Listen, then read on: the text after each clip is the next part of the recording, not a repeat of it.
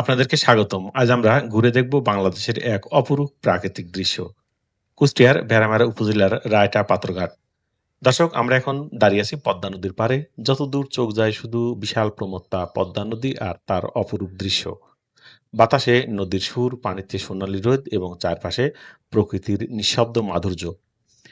নদীটির বিশাল জলরাশির উপরে সূর্যের আলো প্রতিফলিত হচ্ছে, জলরাশি ঝিকমিক করছে, আর নদীর পানিতে নেমে আছে শত শত মহিষ। গরমের তাপে তারা শরীর জোড়াচ্ছে, পানিতে নেমে প্রশান্তি খুঁজছে, একে অপরের সঙ্গে ছলছল করে খেলছে, আবার কখনো বা বিশ্রাম নিচ্ছে। দর্শক, আপনারা জানেন যে মহিষ পানি ভালোবাসে, কারণ মহিষের শরীরে গরম বেশি, যার কারণে পানি পেলেই মহিষ কিন্তু আনন্দে নেচে ওঠে। নদীর ধারে ধীরে ধীরে ভেসে আসা হাওয়ায় মৃদু সুর, যা পুরো পরিবেশকে করেছে আরো মায়াবী।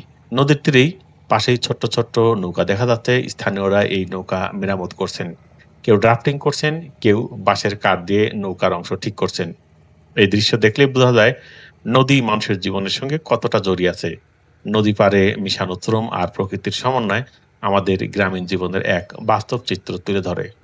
মহিষেরা নদীতে নেমে গোসল করছে, কখনো তারা পানিতে মাথা ডুবিয়ে খেলছে, কখনো আবার ধীরে ধীরে হেঁটে নদীর পানি ছুঁয়ে দিচ্ছে। এখানকার মহিষের জীবন প্রকৃতির সঙ্গে সম্পূর্ণ সামঞ্জস্যপূর্ণ।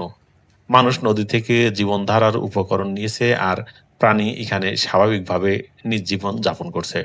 নদীর ধারে দেখা যাচ্ছে কিছু ঘরবাড়ি, লতা ঝোপঝাড়, ছোট গ্রামের দৃশ্য। গ্রামের লোকেরা ব্যস্তভাবে মাছ ধরছেন বা জাল মেরামত করছেন।